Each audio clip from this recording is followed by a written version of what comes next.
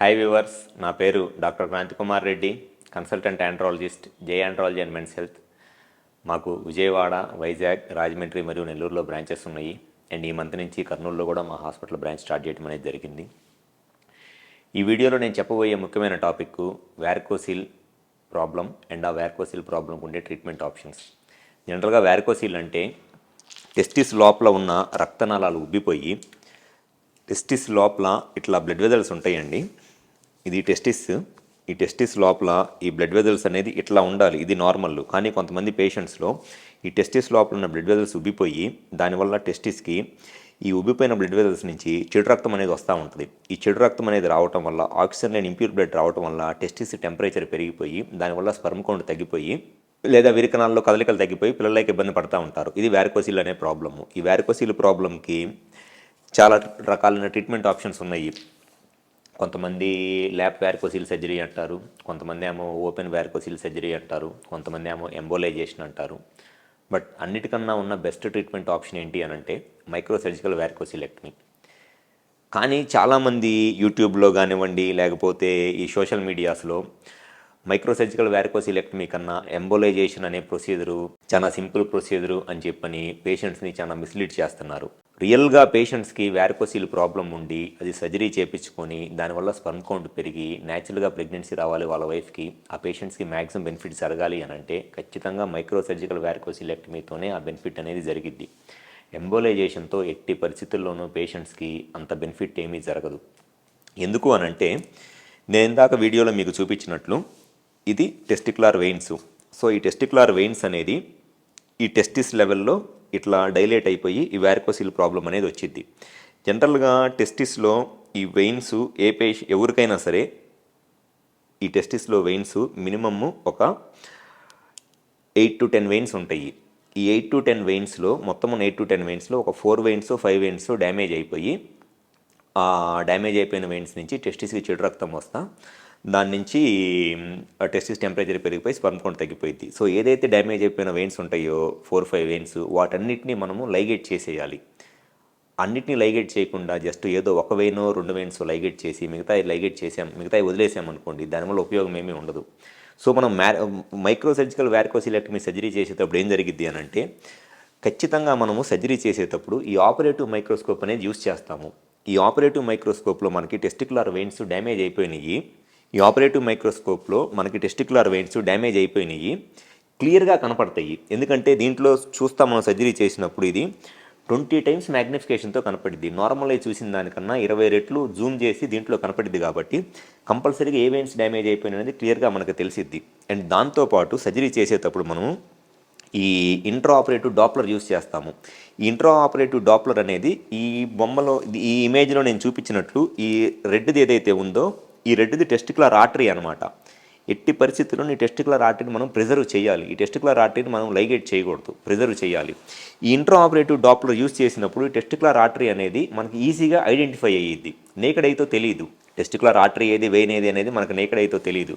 కానీ ఈ Doppler use చేసినప్పుడు ఈ డాప్లర్లో మనకి ఖచ్చితంగా టెస్టిక్యులర్ ఆర్టరీ ఏది అనేది తెలిసిద్ది. జనరల్గా టెస్టిక్యులర్ ఆర్టరీ మీద మనము ఈ ప్రోబ్ పెట్టినప్పుడు దాని నుంచి వచ్చే ఒక సౌండ్ వేవ్ ఉంటుంది, ఇట్లా వస్తుంది అనమాట సౌండ్ వేవ్. సో మనం ఈ సౌండ్ డిఫరెన్స్తో నేనైతే ఇప్పుడు చూపించాను, ఆ సౌండ్ డిఫరెన్స్తో టెస్టిక్యులర్ ఆర్టరీ ఏది టెస్టిక్యులర్ వెయిన్ ఏది అనేది మనం ఈజీగా ఐడెంటిఫై చేయవచ్చు. కానీ చాలామంది సింపుల్గా అది డే కేర్ సర్జరీ, మేము చేసే micro surgical varicocelectomy day care surgery. పేషెంట్కి మార్నింగ్ 6 o'clock సర్జరీ చేస్తే ఆఫ్టర్నూన్ 2 o'clockకి ఇంటికి డిశ్చార్జ్ చేసేస్తాము. హ్యాపీగా నడుచుకుంటే ఇంటికి వెళ్ళిపోవచ్చు పేషెంట్. జస్ట్ ఒక 2 days 3 days యాంటీబయాటిక్స్ యూస్ చేస్తే సరిపోయింది. కానీ చాలామంది ఈ యూట్యూబ్లోనూ సోషల్ మీడియాలోనూ ఎంబోలైజేషన్ అనేది అదేదో బెస్ట్ సర్జరీ లాగా వ్యారికోసిల్కి విపరీతంగా ప్రమోట్ చేస్తున్నారు. సింపుల్గా ఈ టెస్టిస్ పైన కూడా కాదు, జస్ట్ ఈ లెవెల్లో ఒక చిన్న ఇన్సిషన్ ఇచ్చి జస్ట్ ఒక 2 centimeters ఇన్సిషన్ ఉంటుంది, ఇంత ఇన్సిషన్ ఇచ్చి సర్జరీ చేస్తే అయిపోయింది. కానీ ఎంబోలైజేషన్ సర్జరీ అనంటే ఎట్లా ఉంటుందనంటే ఈ ఇమేజ్లో చూపించినట్లు పేషెంట్కి తొడ దగ్గర ఈ రైట్ సైడ్న తొడ దగ్గర ఫిమోరల్ వెయిన్ ఉంటుంది. ఆ ఫిమోరల్ వెయిన్ అనే దాన్ని పంచర్ చేసి కెథెటర్ ఇక్కడ నుంచి తొడ దగ్గర నుంచి ఇన్ఫీరియర్ వీనా కేవా నుంచి లెఫ్ట్ కిడ్నీ మీద నుంచి ఇక్కడ దాకా వెళ్ళి ఇక్కడ ఎంబోలైజేషన్ చేస్తారు. యాక్చువల్గా ఉన్న ప్రాబ్లం ఏమో టెస్టిస్ దగ్గర, కానీ వీళ్ళు ఎంబోలైజేషన్ను ఇంత హై లెవెల్లో చేస్తారు. ఎంబోలైజేషన్ను అంటే జస్ట్ ఇక్కడ ఒక టెస్టిక్యులర్ వెయిన్నే వీళ్ళు బ్లాక్ చేస్తున్నారు, కానీ కింద ఉన్న మిగతా చాలా వెయిన్స్ వదిలేస్తారు. అండ్ దాంతోపాటు స్లోగా కొల్లెటరల్స్ కూడా డెవలప్ అవుతుంది ఇది చేయటం వల్ల. మనం మైక్రోసర్జికల్ వారికోసిలెక్టమీ చేస్తే ఉన్న అన్ని వెయిన్స్ని మనము మైక్రోసర్జికల్ వారికోసిలెక్టమీ చేసినప్పుడు ఈ టెస్టిస్ లెవెల్లోనే ఎన్ని వెయిన్స్ డ్యామేజ్ అయిపోయినాయి వాటన్నింటినీ మనం లైగేట్ చేస్తాము. కానీ వీళ్ళు ఎంబోలైజేషన్లో జస్ట్ ఈ ఒక్క టెస్టిక్యులర్ వెయిన్ ఒక్కదాన్నే ఎంబోలైజ్ చేస్తారు. అండ్ అదిగాక ఈ ప్రొసీజరు ఈ టెస్టిక్యులర్ వెయిన్ని పంచర్ చేయాలి, అది చాలా మెయిన్ వెయిన్.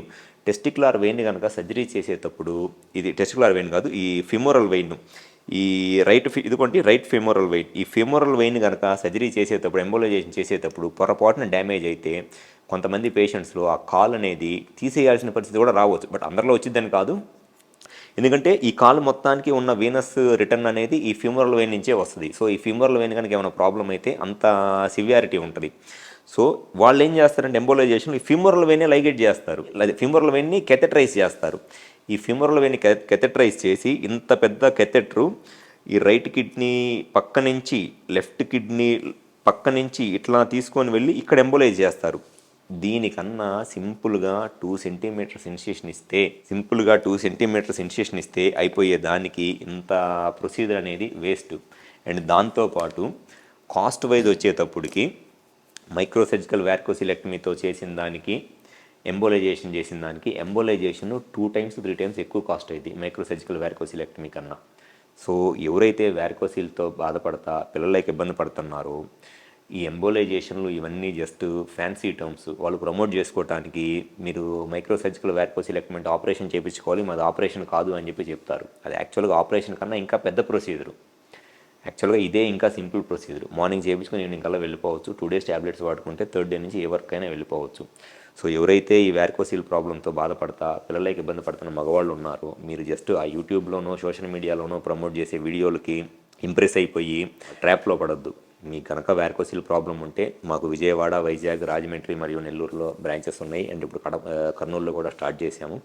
ఒకసారి వచ్చి ఈ 5 ప్లేస్లో ఎక్కడైనా సరే అపాయింట్మెంట్ తీసుకుని ఒకసారి వచ్చి కలవండి. డెఫినెట్గా మీకు సర్జరీ గురించి ఎవ్రీథింగ్ డీటెయిల్స్ నేను చెప్తాను.